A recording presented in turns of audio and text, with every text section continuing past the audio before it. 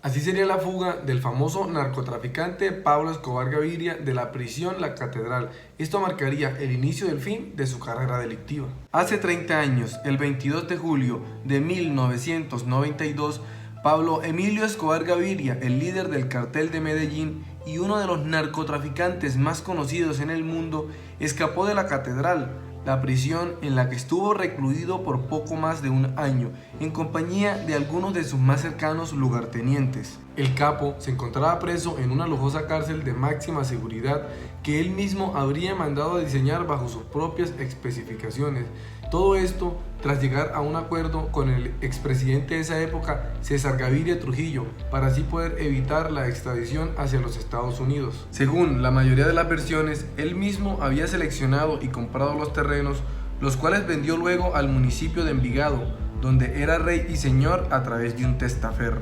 Pablo se entregó el 19 de junio de 1991 y fue trasladado a la catedral para cumplir su condena, tras dialogar con el entonces presidente de Colombia, con el que convino esta salida para no tener que vérselas con la justicia norteamericana. Durante los meses en que estuvo encerrado en esta cárcel de Envigado, Escobar continuó con su actividad criminal. Se mantuvo rodeado de varios de sus hombres de confianza y así logró mantenerse al frente de sus negocios, ordenando asesinatos y enviando grandes cantidades de droga hacia los Estados Unidos y otros países.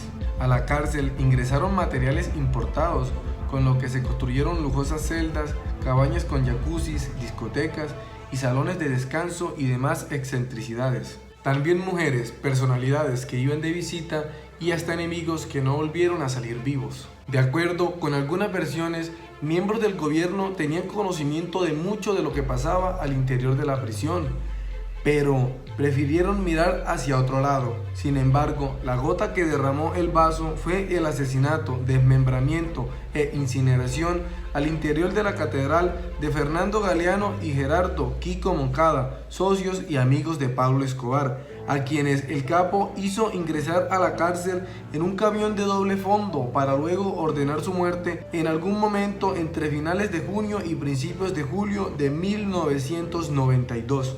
Estos no eran los primeros muertos de la catedral y tampoco serían los últimos.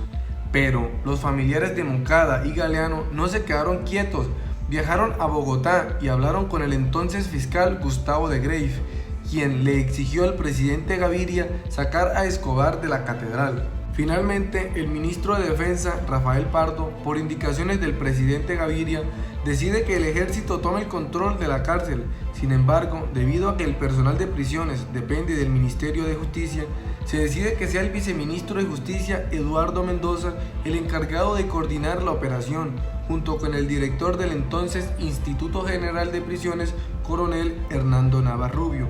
Pero el capo tenía otros planes. Cuando los funcionarios ingresaron a la catedral hacia las 10 de la noche del 21 de julio de 1992. En lugar de encontrarse con un grupo de prisioneros sometidos, se encontraron con Escobar y sus hombres, quienes estaban fuertemente armados con fusiles, y estos allí los retuvieron. Hacia la 1 de la mañana del miércoles 22 de julio de 1992, Escobar y 9 de sus hombres se fugaron de la catedral en medio de la niebla y con la ayuda de algunos militares. Solo tuvieron que golpear uno de los muros que sostenía la supuesta malla de seguridad del exterior de la prisión. Desde ese 22 de julio pasó a ser uno de los hombres más buscados a nivel mundial. La DEA estuvo buscándolo desde entonces para meterlo preso en tierras norteamericanas. En su momento se ofreció una recompensa de $10 millones para quien lo entregara. Pero, ¿quién tendría la suficiente valentía para entregar a uno de los hombres más temidos y respetados en Colombia en esa época? Nicolás Escobar, sobrino de Pablo, contó que su padre lo llamó ese día para activar el esquema de seguridad que tenían disponible y así apoyar al capo en caso de que las cosas se complicaran. Un par de aviones de la DEA habían aterrizado en el aeropuerto de Río Negro, que estaba controlado por el cartel de Medellín, y al momento de la fuga en la cárcel se preparó para salirse con la suya. Obviamente ya Pablo Escobar estaba al tanto de todo lo que iba a suceder, muchas horas antes de que los funcionarios acudieran a su cárcel para intentar trasladarlo hacia otra cárcel o inclusive intentar extraditarlo a los Estados Unidos. Él tenía todo planeado. Recordemos que Pablo era una persona muy calculadora y siempre iba 2 pasos antes del gobierno. Así que por esto para él fue muy fácil fugarse, ya que en el momento de la construcción había adelantado un plan de fuga por si estos casos llegaran a presentarse. Pero pues 1 año y medio después, Pablo Escobar sería dado de baja, ya que el gobierno daría con la ubicación exacta, y es ahí donde tendríamos la icónica imagen de Pablo huyendo por los tejados de Medellín. Pero este será motivo para un próximo video.